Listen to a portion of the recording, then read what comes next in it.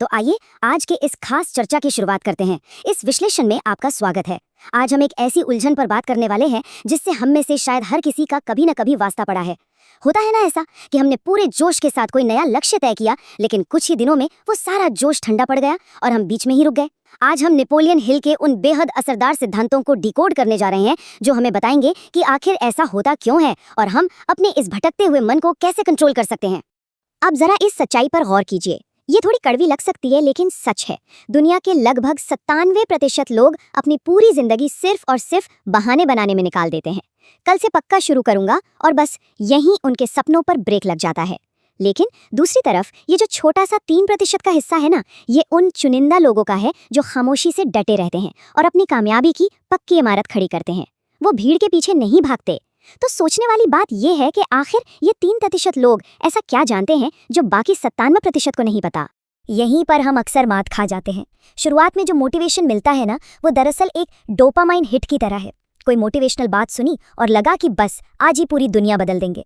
लेकिन स्रोत हमें बताता है कि तीसरे दिन तक आते आते ये नशा पूरी तरह उतर जाता है। असली कामयाबी का रास्ता इस झूठे नशे से नहीं, बल्कि उबाऊ निरंतरता के दर्द से होकर गुजरता है।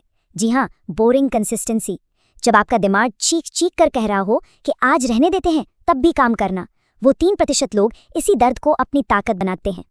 तो अब सवाल ये है कि इस उबाऊ लेकिन जरूरी निरंतरता को आखिर हासिल कैसे किया जाए। चलिए आगे बढ़ते हैं हमारे पहले खंड की तरफ। The 7 master formulas, Napoleon Hill's blueprint for the wandering mind. ये उन 7 अचूक सिद्धांतों का एक ऐसा शानदार ढांचा है जो हमारे इस चंचल और भटकते हुए मन को पूरी तरह से फोकस करने के लिए बनाया गया है। इसमें सबसे पहला और शायद सबसे अहम नियम है निश्चित मुख्य उद्देश्य, यानी डेफिनेटनेस ऑफ पर्पस। देखिए, सिर्फ ये कहना कि मुझे बहुत अमीर बनना है कोई लक्ष्य नहीं है, ये बस एक खोखली इच्छा है। लक्ष्य कैसा होना चाहिए? बिल्कुल सटीक। जैसे मुझे अगले 12 महीनों के अंदर ठीक 1 लाख रुपए कमाने हैं। ये एक बहुत ही स्पेसिफिक और मापने योग्य टारगेट है। जब तक हमारे पास ऐसा एकदम क्लियर टारगेट नहीं होगा ना, हमारी सारी ऊर्जा बिना किसी दिशा के बस इधर उधर बिखर कर बर्बाद होती रहेगी। इसके बाद जो दूसरे और तीसरे सूत्र हैं, वो एक साथ मिलकर कमाल का काम करते हैं। दूसरा है सुव्यवस्थित योजना। इसका सीधा सा मतलब है कि अपने बड़े से बड़े लक्ष्य को इतने छोटे और आसान डेली टास्क में तोड़ दीजिए कि उन्हें पूरा न कर पाना लगभग नामुमकिन हो जाए। जैसे मान लीजिए रोज सिर्फ 200 शब्द लिखना। और तीसरा सूत्र है दृढ़ता।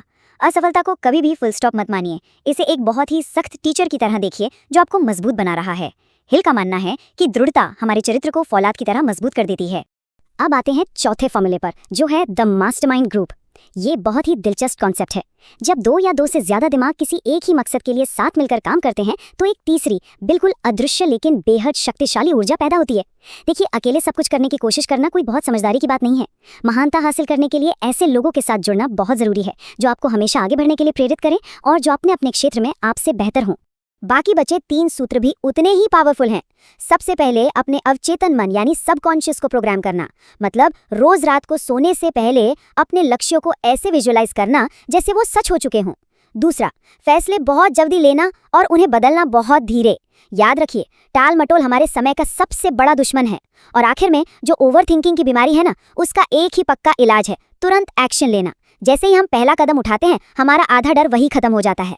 ये तो हो गया हमारा वैचारिक ढांचा। अब हम इस विश्लेषण के दूसरे खंड पर चलते हैं, the artisan secret, moving from magic to the mathematics of success. यहाँ हम रातों रात सफल होने के उस मीठे भ्रम से बाहर निकलेंगे और एक बहुत ही प्यारी सी कहानी के जरिए समझेंगे कि रोज की मेहनत का असली गणित क्या होता है। स्रोत में एक साधारण से कारीगर की बहुत ही शानदार पुरानी कथा दी गई है। गांव वाले उसका बहुत मजाक उड़ाते थे, फिर भी उसने एक ऊंची और दुर्गम पहाड़ी पर एक भव्य मंदिर बनाने की ठान ली। उसका नियम बिल्कुल सीधा था, रोज सुबह उठना है और सिर्फ एक पत्थर पहाड़ी की चोटी पर ले जाना है। पूरे 5 साल बाद जब उस चोटी पर सोने के कलश वाला एक विशाल मंदिर बनकर तैयार हुआ, तो सारे गांव वाले हैरान रह गए। उन्होंने पूछा कि भाई ये चमत्कार कैसे हुआ। इस पर उस कारीगर का जवाब बहुत ही गहरा था। उसने कहा, ये कोई जादू नहीं है, ये गणित है, बस रोज का एक पत्थर। तो उस कारीगर का वो गणित असल में था क्या? ये 37x का जो नंबर आप देख रहे हैं, ये एक ऐसी गणितीय सच्चाई है जो सच में दिमाग हिला देती है। अगर हम हर दिन खुद को कल से सिर्फ 1% बेहतर बनाते हैं, तो कंपाउंडिंग यानी चक्रवृद्धि के जादू से 1 साल खत्म होने तक हम 37 गुना ज्यादा बेहतर बन चुके होंगे। 37 गुना। ये कोई अचानक होने वाला चमत्कार नहीं है, ये सिर्फ और सिर्फ निरंतरता और गणित का पक्का नतीजा है। और सबसे अच्छी बात यह है कि ये गणितीय निरंतरता हमारी जिंदगी के हर हिस्से पर बिल्कुल फिट बैठती है। चलिए इसे ऐसे समझते हैं। पैसों के मामले में देखिए, रोज की छोटी सी बचत आगे चलकर एक बहुत बड़ी वित्तीय मुनाफे में बदल जाती है। सेहत की बात करें तो रोज सिर्फ 10 मिनट की सैर आपको बुढ़ापे तक चुस्त दुरुस्त रख सकती है। और दिमागी विकास, रोज सिर्फ 10 पन्ने पढ़ने की आदत डाल लीजिए, साल भर में आप एक पूरी किताब का ज्ञान अपने अंदर समेट लेंगे। सफलता का ये फॉर्मूला हर जगह लागू होता है। इन गहरे दार्शनिक विचारों को समझने के बाद अब वक्त है इन्हें असल जिंदगी में उतारने का। आइए बढ़ते हैं तीसरे खंड की ओर, the 90 day transformation from habit formation to unstoppable momentum. ये एक बेहद ही प्रैक्टिकल और एक्शन से भरा हुआ प्लान है जो हमारे अंदर लोहे जैसा अटूट अनुशासन पैदा करने के लिए तैयार किया गया है। स्रोत में इस 90 दिन की योजना को 3 बिल्कुल साफ हिस्सों में बांटा गया है। पहले 1 से 30 दिन सिर्फ आदत बनाने के लिए है। इसमें हमें अपनी चुनी हुई आदत को रोज सिर्फ 5 मिनट देने हैं। बाहर चाहे जो मर्जी हो रहा हो, हमारा फोकस रिजल्ट पर नहीं बल्कि सिर्फ काम शुरू करने पर होना चाहिए। इसके बाद आते हैं 31 से 60 दिन। यह हमारी पहचान बदलने का दौर है। यहाँ हम सिर्फ काम नहीं करते बल्कि ये मानकर चलते हैं कि मैं वो इंसान हूँ जिसके रूटीन में ये काम शामिल है। और अंत में आते हैं 61 से 90 दिन, यानी मोमेंटम या तेज गति। यहाँ पहुँचते ही हम एक बुलेट ट्रेन की तरह हो जाते हैं जिसे रोकना नामुमकिन सा लगता है। अब सारे काम बिना किसी जद्दोजहद के अपने आप होने लगते हैं। अब इस 90 दिन के सफर में जब भी आपका रुकने या हार मान लेने का मन करे तो इस तुलना को जरूर याद रखिएगा। जिंदगी में 2 ही तरह के दर्द होते हैं। एक तरफ है अनुशासन का हल्का दर्द, मतलब वो थोड़ी सी मेहनत जो हमें आज करनी है, और दूसरी तरफ है अफसोस का भारी बोझ। स्रोत बहुत ही साफ शब्दों में हमें चेताता है कि आज हम जिस काम को टाल रहे हैं वो आने वाले कल में एक ऐसा भारी और न मिटने वाला अफसोस बन जाएगा जो जिंदगी भर हमारा पीछा नहीं छोड़ेगा। तो इसी के साथ हम इस गहरी चर्चा के बिल्कुल आखिर में आ पहुंचे हैं और जाते जाते एक बहुत ही बड़ा और झकझोर देने वाला सवाल हमारे सामने है। क्या हम कभी ऐसा चाहेंगे कि जब हमारी जिंदगी की आखिरी सांसें चल रही हो तो वो इस भारी और चुभने वाले विचार से दबी हो कि काश मैंने एक बार कोशिश की होती?